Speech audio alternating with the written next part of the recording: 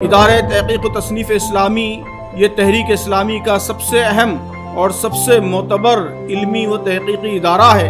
اس اعتبار سے یہ بھی کہا جا سکتا ہے کہ تحریک اسلامی کے دماغ کا مرکز بھی علی گڑھ ہے۔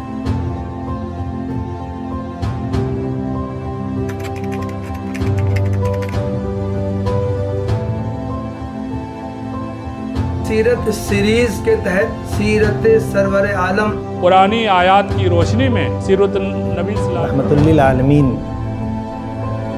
حیات طیبہ، الرحیق المختوم، گوش سیرت، پیغمبر انقلاب اور آخر سیرت، سیرت المصطفیٰ، مولانا سید ابو الاعلیٰ مودودی رحمہ اللہ کی مشہور کتاب سیرت سیرت سرور عالم کا تعارف پیش کرنا چاہتا ہوں۔ سیرت سرور عالم کا مواد بنیادی طور پر 2 حصوں میں منقسم ہے۔ اس کی جلد اول جو 764 صفحات پر مشتمل ہے، اصولی مباحث اس میں پائے جاتے ہیں جن کا تعلق براہ راست سیرت سے نہیں ہے، اگرچہ اس سے سیرت کو سمجھنے میں مدد ملتی ہے۔ اس میں حقیقت نبوت، وحی نبوت محمدی کی ضرورت اور دلائل، سرور عالم، ختم نبوت، رسول اللہ صلی اللہ علیہ وسلم کی حیثیت شخصی اور حیثیت نبوی، بشریت رسول، دین حق، معجزات، مسئلہ شفاعت، پیشن گوئیاں، ان مباحث پر طویل بحثیں اس میں کی گئیں۔ سیرت سرور عالم کی چند اہم خصوصیات کا میں تذکرہ کرنا چاہتا ہوں۔ اس کی پہلی خصوصیت یہ ہے کہ مولانا مودودی نے خاص طور سے حوالوں کا غیر معمولی اہتمام کیا ہے۔ مولانا نے قرآن مجید کو سیرت کا بنیادی مرجع بنایا ہے۔ مولانا ماخذ سے بکثرت روایات نقل کرنے کے بعد ایک جامع، ہمگیر اور کامل بیانیہ پیش کرتے ہیں۔ دعوت عام کے باب میں مولانا مودودی نے دوسرے سیرت نگاروں کے روایتی طریقے سے ہٹ کر مختلف مباحث کو پیش کیا اور ان کو تاریخی اور منطقی ترتیب کے ساتھ اس طرح پرو دیا ہے کہ وہ ایک دوسرے سے وابستہ و پیوستہ نظر آتے ہیں۔ حضرت عائشہ رضی اللہ عنہا کے اللہ کے رسول صلی اللہ علیہ وسلم سے نکاح کے بارے میں طرح طرح کے اعتراضات کیے جاتے ہیں۔ مولانا مودودی نے اس پر تفصیل سے بحث کی ہے۔ آپ کی بحث کا خلاصہ یہ ہے کہ یہ کوئی معمولی نکاح نہیں تھا، بلکہ نکاح کے عائشہ کے نتیجے میں بڑے دینی فوائد حاصل کرنے مقصود تھے، اس لیے اس نکاح کو عام نکاح کی حیثیت نہیں دی جانی چاہیے۔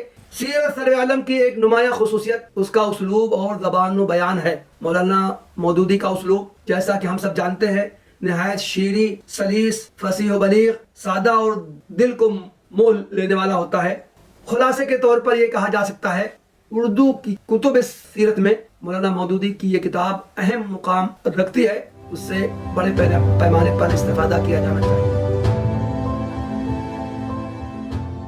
حضرت مولانا محمد عمر اسلم نے قرآنی آیات کی روشنی میں سیرت النبی صلی اللہ علیہ وسلم کو بیان فرمایا۔ اس کتاب کے 2 حصے ہیں۔ پہلے حصے میں نبی کریم صلی اللہ علیہ وسلم کی ذات گرامی کا تعارف کرایا گیا ہے، بعثت کی تفصیلات بیان کی گئی ہیں، رسالت نبوی کے حوالے سے جو اللہ تعالیٰ کی طرف سے جو تائیدی جو آیات ہیں ان کا تذکرہ کیا گیا ہے۔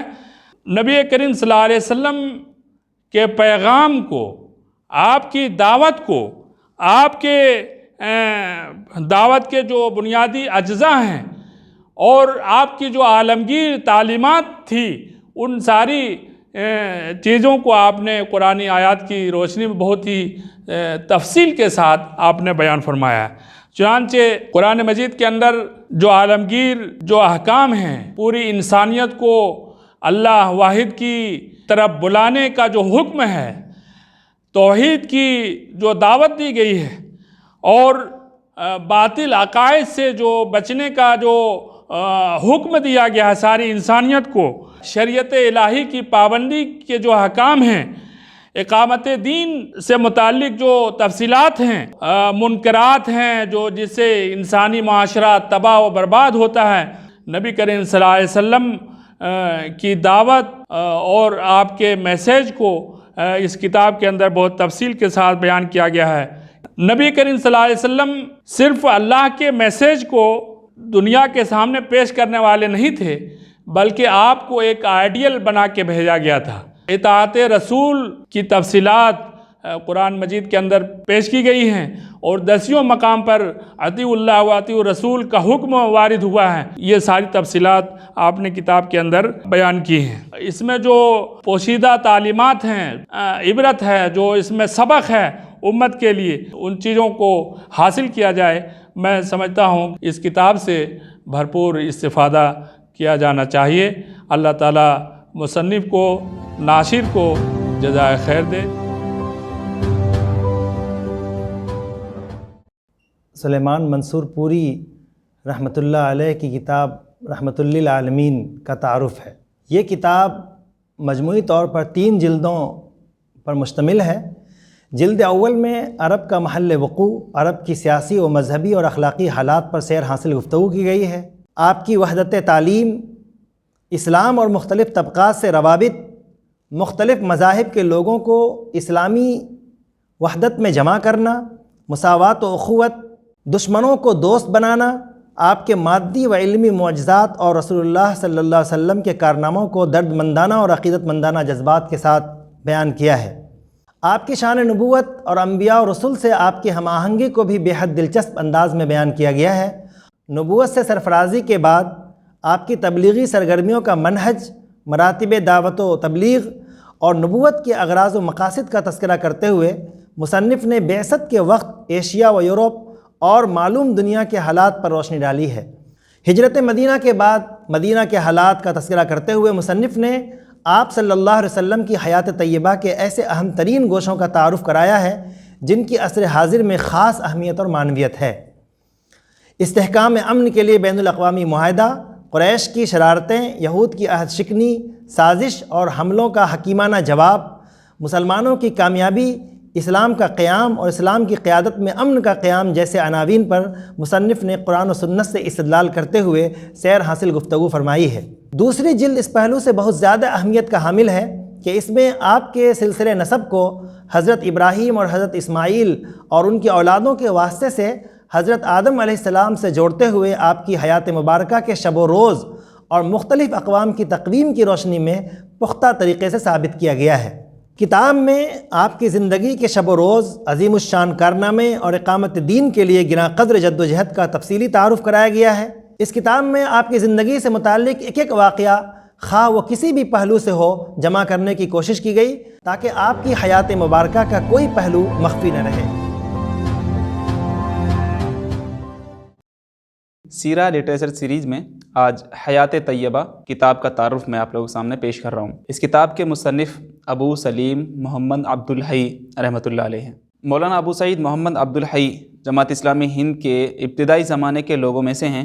मुसन्निफ़ का इस किताब को लिखने का मकसद, मुसन्निफ़ ख़ुद लिखते हैं, एक अरसे से दिल में खलिश थी कि कोई किताब इस ज़बान में ऐसी भी होती जिसमें दाई इस्लाम सल्लल्लाहु अलैहि वसल्लम के हयात तय्यबा की तफसील कुछ इस अंदाज़ से सामने आती कि पढ़ने वाले के सामने उसका कार अज़ीम और उस तहरीक का भी नक्शा आता चला जाता जिसके पूरा करने पर हज़रत सल्लल्लाहु अलैहि वसल्लम मामूर किए गए। किताब में तहरीक इस्लामी की खुसूसियात, दावत दीन, हक़ व बातिल की कशमकश, मैदान जंग में हक़ की फ़तह और बातिल की शिकस्त और मोहम्मद सल्लल्लाहु अलैहि वसल्लम और आपके असहाब का दीन के लिए जद्दोजहद, ये तमाम बातें हयात तय्यबा की उन पहलुओं पर रोशनी डालती हैं जो हर दौर में हमारे लिए मशअले राह हैं। तहरीक इस्लामी के ताल्लुक़ से मौलाना लिखते हैं, ये एक ऐसी हमागीर तहरीक है जो बेक वक्त रूहानी, अखलाकी, माशरती, माशी और सियासी सब कुछ है और जिसके दायरे से इंसानी ज़िंदगी का कोई गोशा बाहर नहीं।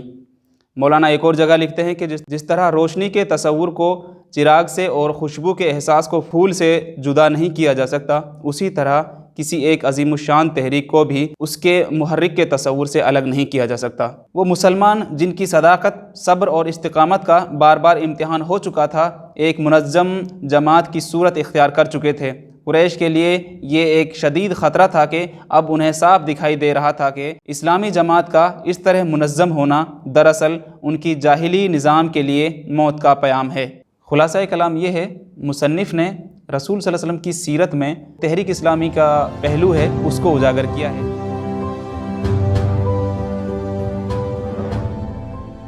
आज मैं आपके सामने الرحیق المختوم کا تعارف پیش کروں گا۔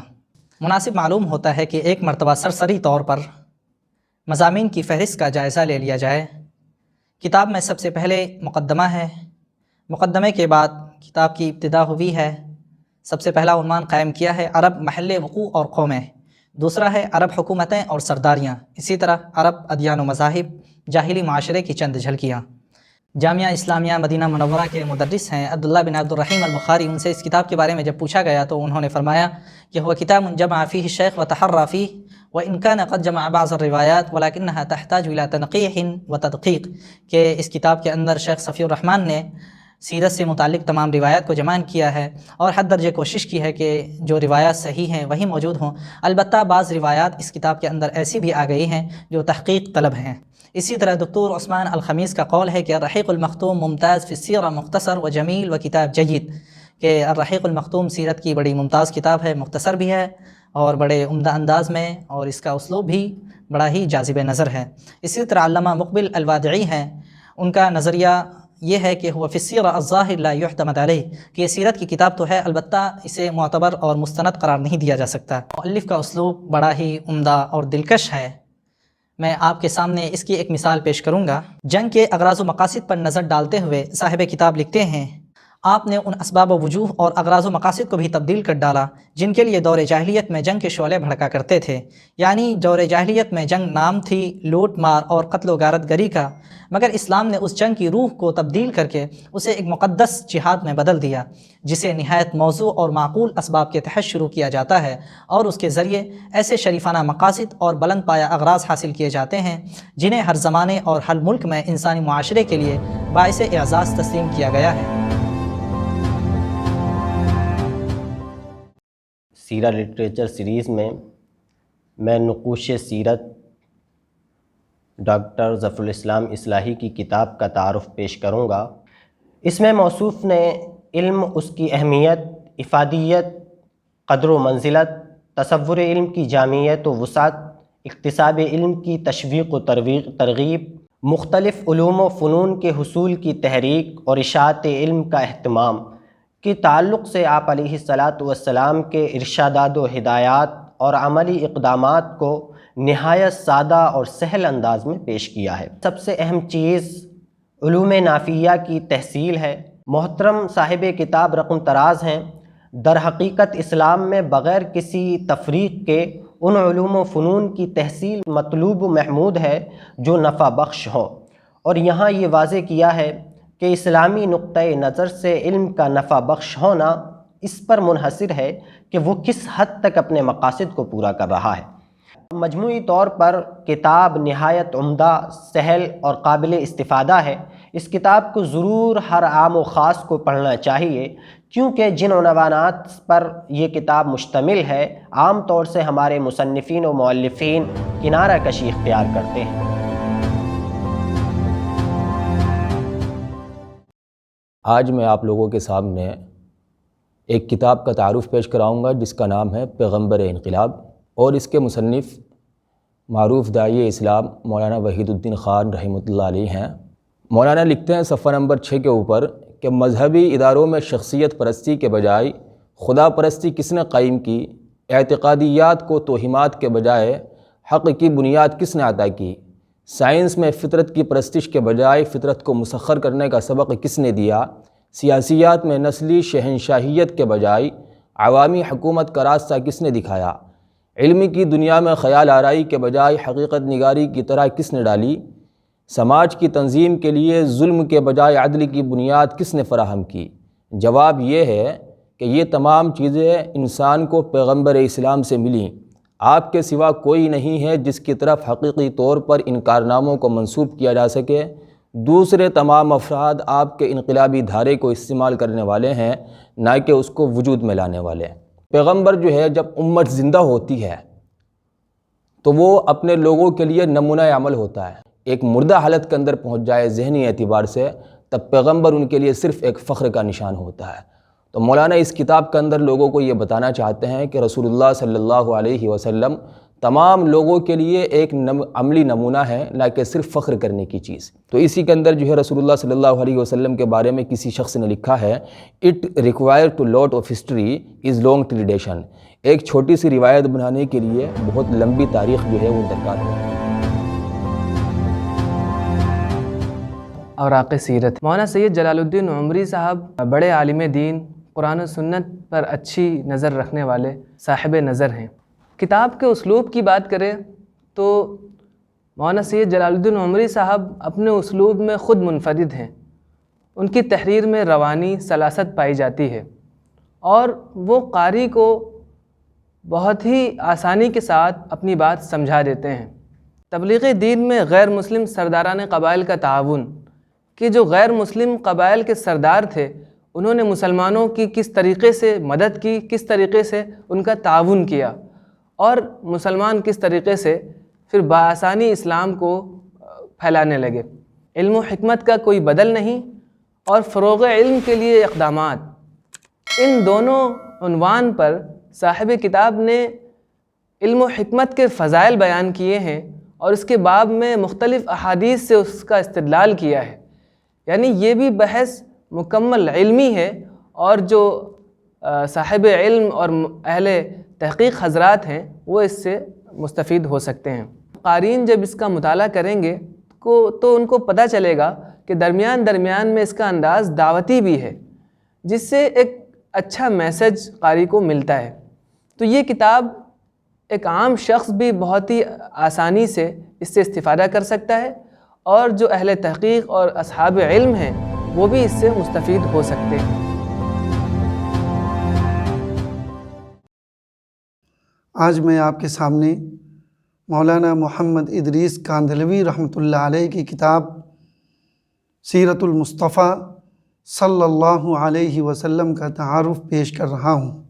مؤلف کتاب اس کتاب میں وجہ تعلیب بیان کرتے ہوئے لکھتے ہیں، اس دور میں اگرچہ سیرت نبوی پر چھوٹی بڑی بہت سی کتابیں لکھی گئی ہیں اور لکھی جا رہی ہیں، لیکن ان کے مؤلفین اور مصنفین زیادہ تر فلسفہ جدیدہ اور یورپ کے فلاسفروں سے اس قدر مرعوب اور خوفزدہ ہیں کہ یہ چاہتے ہیں کہ آیات اور احادیث کو توڑ موڑ کر کسی طرح فلسفہ اور سائنس کے مطابق کر دیں اور انگریزی تعلیم یافتہ نوجوانوں کو یہ باور کرا دیں کہ عیاذاً باللہ حضرت صلی اللہ علیہ وسلم کا کوئی فعل مغربی تہذیب و تمدن اور موجودہ فلسفہ اور سائنس کے خلاف نہ تھا۔